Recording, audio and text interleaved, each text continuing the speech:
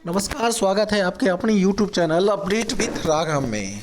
शिक्षा विभाग का एक बड़ा फैसला लिया गया है सीनियरिटी लिस्ट बनाने को लेकर, यानी वरीयता को लेकर जो आक्षेप लगते रहे थे, यानी कि स्कूलों में एक ये तो माहौल खराब हो चुका था गुरुजी के बीच में सीनियरिटी को लेकर। अब उस वरीयता क्रम को बनाने के लिए अब शिक्षकों की रैंकिंग जो होगी आईएएस की तरह होगी, यानी अब खत्म होगा ये प्रभार का झगड़ा।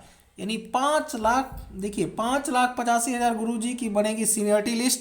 अब इस सीनियरिटी लिस्ट जो कैसा होगा जैसे आईएएस में होता था, और जो भी प्रभार का झंझट था उसको समाप्त कर दिया जाएगा। आज हम इस वीडियो में बात करने वाले सीनियरिटी लिस्ट के बारे में।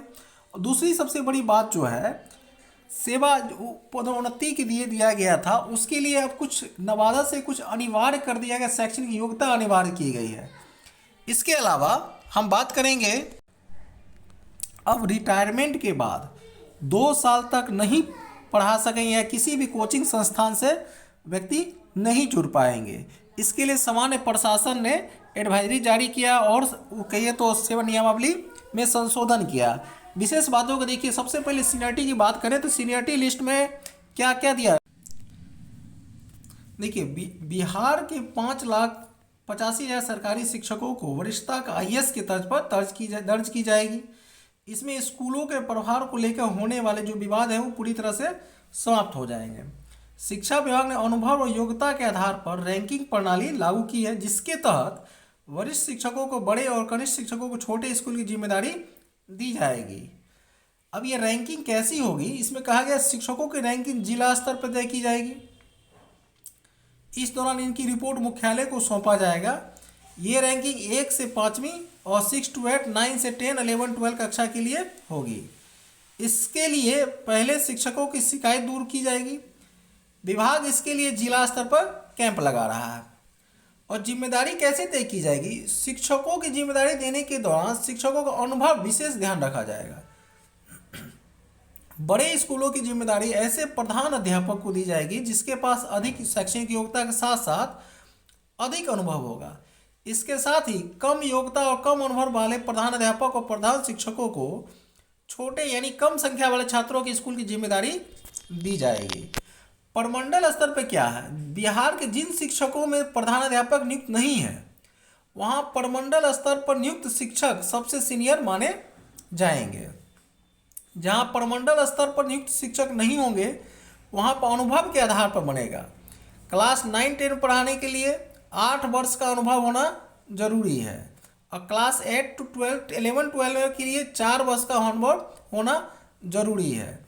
इसके अलावा बात करें कि विगत दिनों बिहार लोक सेवा आयोग के द्वारा कुछ पूर्व सदस्यों द्वारा निजी कोचिंग संस्थानों के माध्यम से आयोग से संबंधित परीक्षाओं के संदर्भ में मार्गदर्शन प्राप्त किए जाने का मामला सरकार ने संज्ञान में लिया है। अब उक्त विषय के परिप्रेक्ष्य में सरकार द्वारा बिहार लोक सेवा आयोग सेवा सत्र नियमावली जो है 1960 के विनियम 15 में महत्वपूर्ण संशोधन उन्होंने किया है। अब ये संशोधन क्या है, इसमें देखिए सामान्य प्रशासन विभाग के द्वारा पत्र संख्या 3699 के दिनांक 20/2/2026 के माध्यम से इस संबंध में अधिसूचना जारी की गई कि सरकार द्वारा निर्णय लिया गया है कि अब इस नियम के अनुसार आयोग के अध्यक्ष एवं सदस्य सेवानिवृत्ति होने के बाद अन्य कारणों से पद पर न रहने के उपरांत कम से कम 2 वर्ष की अवधि तक किसी भी निजी या व्यावसायिक कोचिंग या शैक्षणिक संस्थान में संबंध नहीं रहेंगे, जो कि आयोग की परीक्षाओं से प्रत्यक्ष या अप्रत्यक्ष रूप से संबंधित है। यानी कि अब रिटायरमेंट के 2 साल के बाद भी अब वो किसी भी निजी संस्थान या व्यावसायिक शिक्षण संस्थान से जुड़े हुए नहीं रहेंगे। इसके लिए नियमावली बनाई गई है। इसके अलावा बात करें कि यहाँ देखिए जिला शिक्षा पदाधिकारी नवादा का यह पत्र है, इसमें बताया गया पदोन्नति के लिए उन्होंने क्या क्या अनिवार्य कर दिया है। देखिए इनका विषय जो था स्थानीय निकाय के अंतर्गत कार्यरत में माध्यमिक शिक्षकों और पुस्तकालय अध्यक्षों 12 वर्ष के बाद जो सेवा पूर्ण होने के उपरांत अगले वेतनमान में कालबद्ध प्रोन्नति के संबंध में था। इसमें कहा गया उपयुक्त विषय के संबंध अंकित करना है कि शिक्षा विभाग बिहार सरकार का जो सूचना जो जारी किया गया, इसके अनुसार जितने भी स्थानीय निकाय के अंतर्गत कार्य उच्च माध्यमिक और माध्यमिक शिक्षा का पुस्तकालय जिनकी सेवा जो है मूल कोटि यानी स्नातक ग्रेड के शिक्षक के पद पर योगदान की तिथि अथवा अनुमान प्रशिक्षण अर्हता प्राप्त करने की तिथि के बाद न्यूनतम वेतनमान की पदोन्नति की कार्रवाई करने से निर्देश प्राप्त होता है। यानी उक्त पदोन्नति हेतु शिक्षकों को दक्षता, यहाँ सबसे बड़ी बात देखिए, यहाँ दक्षता एवं शिक्षक पात्रता परीक्षा उत्तीर्ण होना आवश्यक है। अब प्रमोशन के लिए क्या किया गया है, माध्यमिक शिक्षक पुस्तकालय अध्यक्ष को 12 वर्ष की सेवा पूर्ण होने के अगले वेतनमान में उनकी पदोन्नति की जाएगी।